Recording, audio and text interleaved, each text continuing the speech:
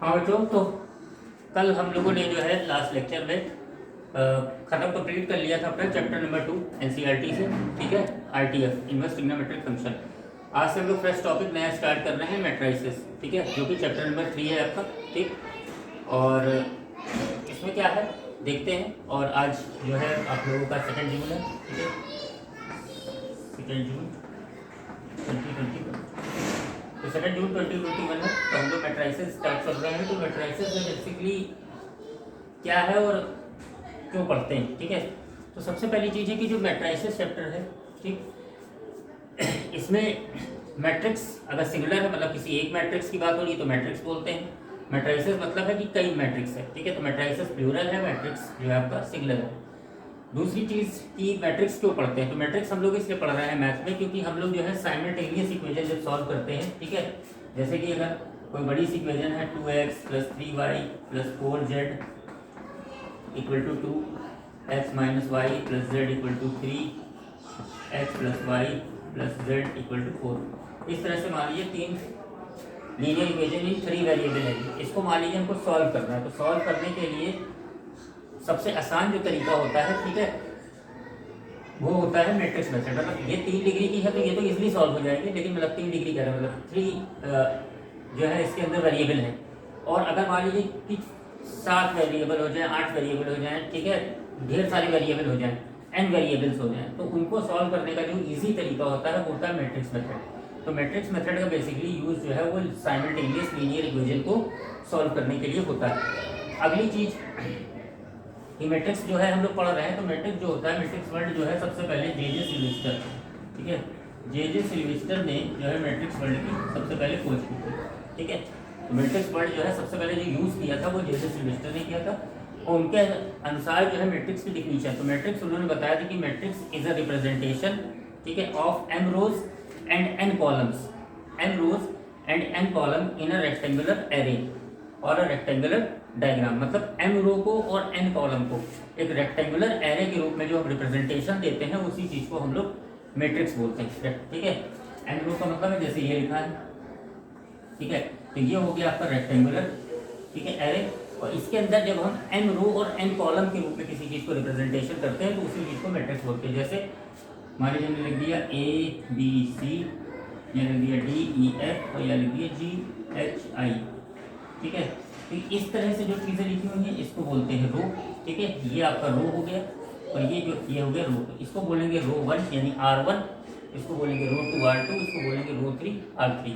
इसी तरह ये हो गया कॉलम 1, कॉलम 2 और कॉलम 3, मतलब C1 C2 और जो कि आपका C3। ठीक है, तो रो 1 रो 2 रो 3, कॉलम 1 कॉलम 2 कॉलम 3। ठीक, तो वही उन्होंने बताया कि मैट्रिक्स जो होता है, matrix is a representation of element in m row and n column in a rectangular array. ये जो है जे सिल्वेस्टर ने करीब 1756 या 57 के आसपास कुछ इन्होंने ये दिया मैट्रिक्स की डिफिनीशन। बेसिकली जो मैट्रिक्स हम लोग आज पढ़ रहे हैं, ठीक है, उसका क्रेडिट जाता है अर्थर कैले को। ठीक है, अर्थर कैले, ठीक है, अर्थर कैले। और बाद में एक हैमिल्टन थे जो उन्होंने मिलकर कैले हैमिल्टन थ्योरम एक दी थी। यानी जो मैट्रिक्स थ्योरी हम लोग पढ़ते हैं वो बेसिकली कैले, अर्थर कैले का जो है उसमें जो है काफ़ी ज़्यादा क्रेडिट जाता है। ठीक है, अब हम लोग जो है एक बात और देखते हैं कि सबसे पहले जो मैट्रिक्स होती है, मैट्रिक्स को हमेशा किसी कैपिटल लेटर से रिप्रेजेंट किया जाता है। जैसे ए लिखा है, ये लिख दिया 1 2 3 4 5 6, तो ये हो गया आपका मैट्रिक्स। मैट्रिक्स का रिप्रेजेंटेशन हमेशा कैपिटल लेटर से करते हैं और इस तरह के रेक्टेंगुलर डायग्राम के अंदर उसको एलिमेंट को लिखा जाता है। दूसरी चीज़ कि मैट्रिक्स लिखने के लिए मैट्रिक्स का ऑर्डर, ठीक है, ऑर्डर क्या होता है, तो ऑर्डर लिखने के लिए हम क्या करते हैं, सबसे पहले देखते हैं उसमें कितनी रो हैं। तो रो कितनी है, एक रो ये हो गई 1 और एक रो ये हो गई 2, यानी 2 रोज। और कॉलम कितने हैं 1 2 3। यानी मैट्रिक्स में यानी इस मैट्रिक्स का अगर पूछा जाए कि what is the order of matrix A, तो हम बताएंगे the order of matrix A is 2 × 3। Matrix A का जो ऑर्डर है वो कितना है, 2 × 3 का है। ठीक है, हमेशा जो है ऑर्डर लिखने के लिए सबसे पहले रो को लिखा जाता है, कितनी उसमें रो है, और फिर उसके बाद लिखा जाता है उसमें कितने कॉलम है। ठीक, अब अगली चीज़ है कि हमको ये देखना है कि ये तो 2 × 3 इसका ऑर्डर हो गया। अब नेक्स्ट बात हम ये देखेंगे कि इसमें अगर पूछा जाए कि एलिमेंट कितने हैं, तो जितना ऑर्डर है उनको आपस में मल्टीप्लाई कर दी, यानी 2 3 6। यानी इसके अंदर 6 एलिमेंट है। ठीक, ऑर्डर को हमेशा 2x3 पढ़ा जाएगा या 2/3 पढ़ा जाएगा, 2x3 नहीं पढ़ा जाएगा। अगली बात कि अब याद रखने के लिए कि ये चीज़ रो होती है इस तरह, तो कैसे याद करेंगे कि आर जब बनाते हैं तो ऐसे चलता है। तो अगर ऐसे कोई चीज़ लिखी है तो रो, कॉलम के लिए हम लोग क्या बनाते हैं, ऐसे बनाते हैं सी, यानी जो चीज़ ऐसे लिखी है वो है कॉलम। ठीक है, ओके। इसके बाद अगली चीज़ आती है कि मैट्रिक्स के अंदर जो है हम लोग किस तरीके से मैट्रिक्स का फॉर्मेशन करते हैं। Formation of matrix. तो मैट्रिक्स का फॉर्मेशन कैसे करते हैं, जैसे मान लीजिए कोई मैट्रिक्स लिखी है ए, हमको बनानी है और वह लिखा है कि AIJ जो है वो I-J का होल स्क्वायर अपॉन 2 ये लिखा है, और हमको मैट्रिक्स का फॉर्मेशन करना है। मान लीजिए फॉर्मेट करना है मैट्रिक्स ऑफ ऑर्डर 2x3। तो हमको एक 2x3 की मैट्रिक्स बनानी है जिसके लिए ये एक फॉर्मूला दिया हुआ है। इसी तरह कुछ भी दिया हो सकता है कि आप 3x4 की मैट्रिक्स बनाइए, 4x3 की बनाइए, 2x2 की बनाइए, और यहाँ पे जो फॉर्मूला है वो इस बार ये दिया है, किसी और क्वेश्चन पे कुछ और दिया होगा। ठीक है, तो सबसे पहले हमको कितने ऑर्डर की मैट्रिक्स बनानी है, 2x3। तो 2x3 का मतलब है कि उसके अंदर 2 रो होनी चाहिए और 3 कॉलम होने चाहिए। तो 2 रो का मतलब हो गया, अब लिखेंगे जब तो मैट्रिक्स लिखेंगे सबसे पहले 2 रो। तो 2 रो का मतलब है, लिखने का तरीका क्या होता है, सबसे पहले A11 लिखा जाता है 2 रो। ठीक है, तो यानी ऐसे ऐसे 2 रो होनी चाहिए और कॉलम कैसे होने चाहिए, 1 2 3 कॉलम, यानी A11 फिर A12 A13। इसका क्या मतलब होता है कि हम पहली रो और पहला कॉलम, 1 का मतलब यहाँ पे क्या, first row second column, first row third column. तो फर्स्ट रो यानी कितनी होनी चाहिए, रो हमारे पास दिया हुआ है कि 2 होनी चाहिए, यानी अगले क्या लेंगे तो A21 फिर ये A22 फिर ये A22, ये बन गया। अब इन एलिमेंट्स की वैल्यू निकालनी, कैसे निकालेंगे, सबसे पहले यहाँ क्या है I=1 J=1, इसके अंदर रखेंगे तो 1 - 1 हो जाएगा 0, 0 का स्क्वायर 0, 0/2 0 ही हुआ। फिर I की जगह रखना है 1, J की जगह 2, तो यहाँ रखेंगे 1 - 2 यानी -1, -1 का स्क्वायर करेंगे प्लस का 1 आ जाएगा, यानी 1/, फिर यहाँ 1 और 3, 1 - 3 -2 -2 का स्क्वायर 2 -2 का स्क्वायर 4, 2 को 4 से डिवाइड देंगे तो आ जाएगा, 4 को 2 से डिवाइड देंगे 2 को 4 से। फिर अगला है 2 1, तो I की जगह 2 J की जगह 1, पहला वाला जो होता है ये I को रिप्रेजेंट करता है, दूसरा वाला J को, इस हिसाब से। तो 2 - 1 1 हो जाएगा, 1 का स्क्वायर 1/, फिर 2 2 2 - 2 0 हो जाएगा। फिर यहाँ रखेंगे 2 3 2 - 3 -1 -1 का स्क्वायर 1 यानी 1/, ये हो गया। इस तरह से मैट्रिक्स का फॉर्मेशन होता है। ठीक है बेटा, इसके बाद अगली चीज आती है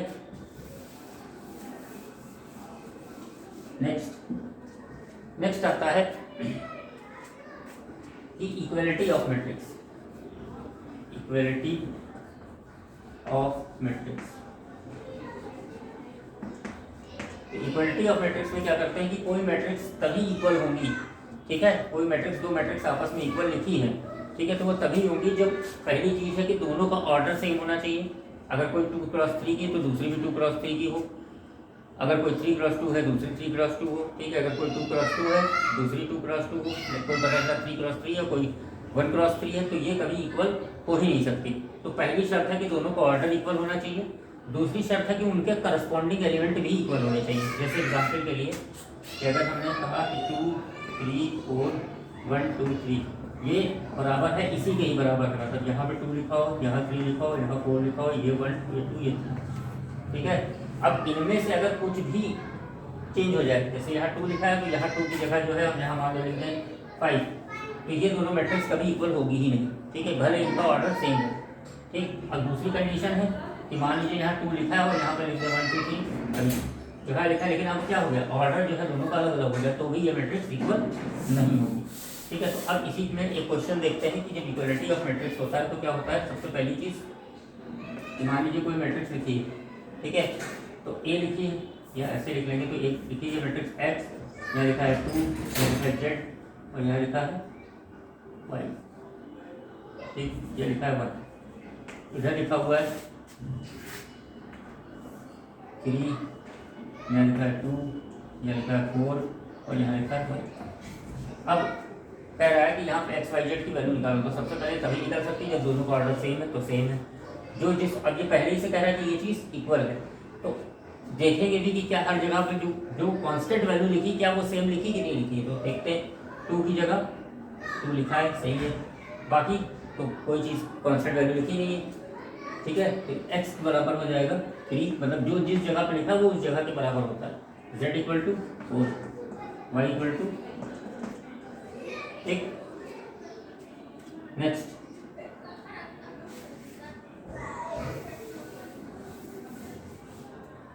अगली चीज जो आती है एडिशन एंड सब्ट्रैक्शन, एडिशन और सब्ट्रैक्शन, ठीक है। तो एडिशन सब्ट्रैक्शन में मैट्रिक्स का तभी हो सकता है जब उनका ऑर्डर सेम हो, बस ऑर्डर सेम होगा तभी हो सकता है। जैसे मान लीजिए लिखिए कोई मैट्रिक्स A 2 4 3 2, कोई मैट्रिक्स लिखी है B, ये लिखा है 1 2 4 6, इनको ऐड करना है, ऐड कर सकते हैं जब इनका ऑर्डर सेम है। तो ये भी 2 क्रॉस 2 मैट्रिक्स है, ये भी 2 क्रॉस 2, 2 क्रॉस 2 मतलब इसमें भी 2 रो हैं 2 कॉलम, यहाँ भी 2 रो और 2 कॉलम, तो इसका मतलब ये ऐड हो जाएगी। ऐड होने के लिए क्या करते हैं, जो जिस प्लेस पे लिखा है उस प्लेस के ऐड होगा। जैसे ये 2 लिखा है तो 2 के करस्पॉन्डिंग यहाँ क्या लिखा है 1 लिखा है, तो 2 और 1 ऐड कर देंगे, 4 2 6, 3 और 4 7 6 2। इसी तरह सब्ट्रैक्शन में भी यही करते हैं कि जो जिसके करस्पॉन्डिंग लिखा है उसको सब्ट्रैक्ट कर देते हैं। जैसे 2 के करस्पॉन्डिंग यहाँ क्या लिखा है दूसरे मैट्रिक्स में 1, यानी 2 - 1 कर देंगे तो 1 बचेगा, A - B अगर निकालेंगे, 4 में से 2 कर देंगे 2, 3 - 4 - 1 2 - 6 - 4। इसके बाद एक क्वेश्चन देखते हैं, जैसे मान लीजिए कोई मैट्रिक्स लिखी है A इक्वल टू 1 2 3 4 5 0 -1 2, कोई मैट्रिक्स लिखी है B, ये देखिए 1 2 3 0 4 1 2 -1 2। अब हमको निकालना क्या है, यहाँ पे हमको निकालना है 3A + 2। इसमें हम क्या करते हैं, जो बाहर कांस्टेंट मल्टीप्लाई है, जैसे 3 मल्टीप्लाई है तो 3A का मतलब हो गया इस मैट्रिक्स के हर एक एलिमेंट को 3 से मल्टीप्लाई कर दिया जाएगा। मैट्रिक्स में जब किसी स्केलर से, स्केलर मतलब किसी कांस्टेंट से मल्टीप्लाई करते हैं तो वो उसके हर एक एलिमेंट से मल्टीप्लाई हो जाता है। तो इसको मल्टीप्लाई कर देंगे तो ये हो जाएगा 3A + 2B हमें निकालना है। तो सबसे पहले हो जाएगा यानी कि इसमें 3 से मल्टीप्लाई करेंगे तो हो जाएगा 3 3 2 6 3 3 9 3 4 12 3 5 15 3 0 0 -3 3 2 6 3 1 प्लस 2B, यानी इसमें 2 से मल्टीप्लाई कर देंगे 2 1 2 2 2 4 2 3 6 0 2 4 8 2 1 2 2 2 4 -2 2 2 4। फिर से एक बार देख लीजिए, मैट्रिक्स में जब भी किसी स्केलर से मल्टीप्लाई करते हैं कांस्टेंट से तो वो उसके हर एक एलिमेंट से मल्टीप्लाई हो जाता है। तो 3A पहले निकाल लिया, फिर 2B निकाल दिया, बस पुराने की तरह इसको ऐड कर देंगे। जो जिस प्लेस पे लिखा उस प्लेस पे ऐड हो जाएगा। 3 और 2 6 6 4 10 9 6 15 हो जाएगा 12 15 8 23 हो जाएगा 2 -3 और 4 +1 6 - 2 4 3 4 7। ठीक है बेटा, इस तरीके से मैट्रिक्स का ऐड किया जाता है, ठीक है। इसके अलावा नेक्स्ट क्वेश्चन देखते हैं।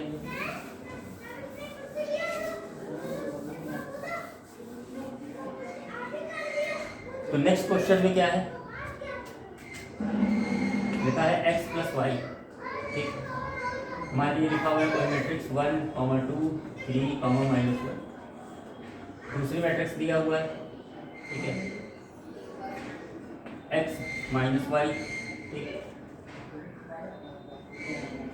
ये मान लीजिए x - 2y लिखा हुआ है, ठीक है, x - 2y ये लिखा है 2 4, ठीक है 1 और यहाँ लिखा है 3। अब यहाँ पे इन दोनों मैट्रिक्स को हमको x और y को सॉल्व करके निकालना था, ठीक है।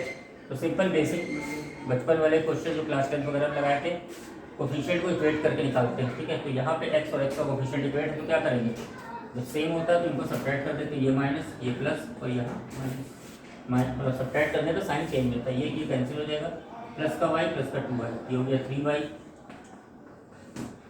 इधर ऐड कर देंगे तो सब्ट्रैक्ट कर रहे हैं सॉरी, तो 1 में से 2 जाएगा -1, 2 में से 4 जाएगा माइनस का 2, माइनस अंदर चला जाएगा, ठीक है सब में, फिर 3 में से 1 जाएगा 2, -1 में से माइनस का 3, ये हो जाएगा -1, तो y की वैल्यू क्या हो जाएगी बेटा, ये 3 नीचे आ जाएगा तो हो जाएगा 1/3, -1 2 -2 -2।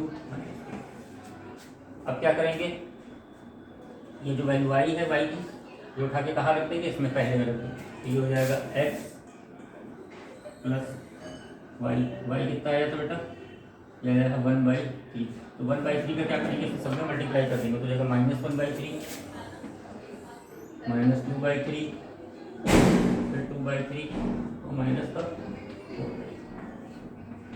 ये हो गया x प्लस y की जो वैल्यू से बदल दी, बराबर में क्या दिया है 1 2 3 -2, x इक्वल टू ये पूरा उधर जाएगा तो प्लस लिखा उधर जाएगा माइनस में हो जाएगा, तो माइनस में हो जाएगा, ये लिखा है प्लस का 1 ये उधर जाएगा तो माइनस में होगा, तो 1 2 लिख दे रहे हैं, 3 -1 माइनस का 1/3 माइनस का 2/3 2/3 माइनस का 4, अब सब्ट्रैक्ट कर दीजिए, ये माइनस माइनस अंदर जाएगा प्लस, तो क्या हो जाएगा 1 प्लस 1/3, ये हो जाएगा 4, ये 2 और ये माइनस अंदर जाएगा, ये प्लस हो जाएगा, प्लस का 2/3, तो 2 प्लस 2/3 8/3, ये 3 माइनस 2/3, ये हो जाएगा 7/3, 3 3 से 9, ठीक है, हाँ 3 3 से 9 9 माइनस 2 7/3, फिर हो जाएगा माइनस का 1 और ये हो जाएगा प्लस का 4/3, ठीक है, ये हो जाएगा माइनस का 1 प्लस का 4/3 यानी -3 + 4 यानी 1, ये आपकी x की होगा। इस तरीके से सॉल्व करके वैल्यूज को हमें निकालना, ठीक है। नेक्स्ट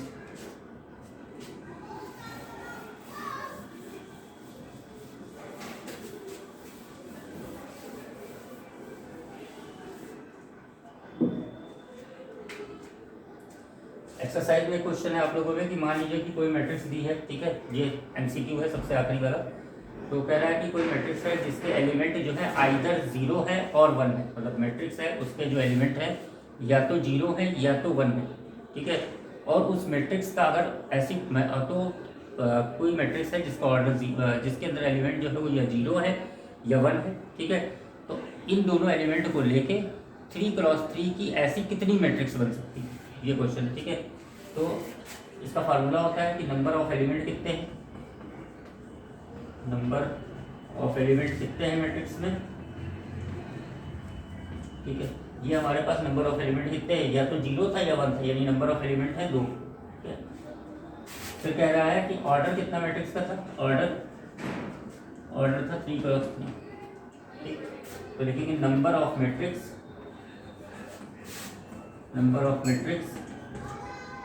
जितने इसके अंदर एलिमेंट हैं कौन से थे, 2 एलिमेंट है या 0 और 1 है तो 2, और जो उसका ऑर्डर है वो उसकी पावर हो जाती है, एक फार्मूला यानी 2 की पावर 9 500।